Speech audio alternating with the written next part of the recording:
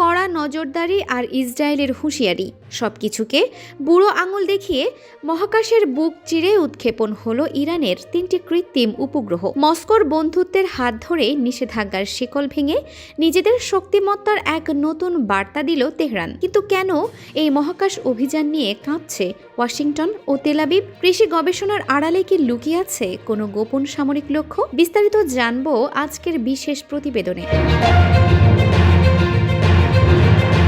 পারমাণবিক কর্মসূচি নিয়ে বৈশ্বিক চাপের মুখে থাকা ইরান স্পষ্ট বুঝিয়ে দিল যে নিষেধাজ্ঞার শৃঙ্খল তাদের প্রযুক্তিগত অগ্রযাত্রাকে থামিয়ে রাখতে পারেনি। ইরানের রাষ্ট্রীয় সংবাদ সংস্থা ইরনা জানিয়েছে, রাশিয়ার বিশেষ সহায়তায় মহাকাশে পাঠানো হয়েছে 3টি উন্নত স্যাটেলাইট, পায়া, জাফর 2 এবং দ্বিতীয় কাউসার।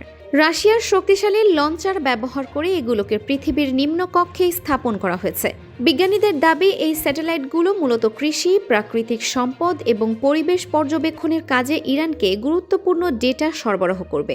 রাশিয়ায় নিযুক্ত ইরানের রাষ্ট্রদূত কাজেম জালালি এই অভিযানকে ইরানি বিজ্ঞানীদের এক বিশাল জয় হিসেবে আখ্যা দিয়েছেন।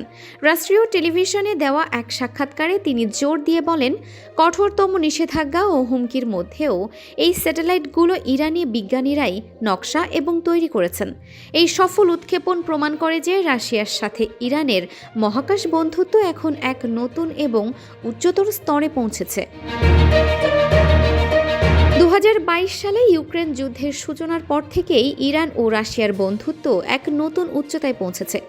পশ্চিমা দেশগুলোর দীর্ঘদিনের অভিযোগ, ইরান রাশিয়াকে শক্তিশালী ক্ষেপণাস্ত্র ও ড্রোন সরবরাহ করে যুদ্ধে সরাসরি সাহায্য করছে। যদিও তেহরান বরাবরই এই দাবি অস্বীকার করে আসছে, তবে এই স্যাটেলাইট উৎক্ষেপণ সেই ক্রমবর্ধমান বন্ধুত্বেরই একটি বড় প্রমাণ। কাজেম জালালি ইঙ্গিত দিয়েছেন যে রাশিয়ার সাথে ইরানের এই সহযোগিতা কেবল মহাকাশেই সীমাবদ্ধ নয়, কিছু বিষয় প্রকাশ্যে আনা হলেও অনেক কৌশলগত ক্ষেত্র তারা গোপনেই রাখতে চান।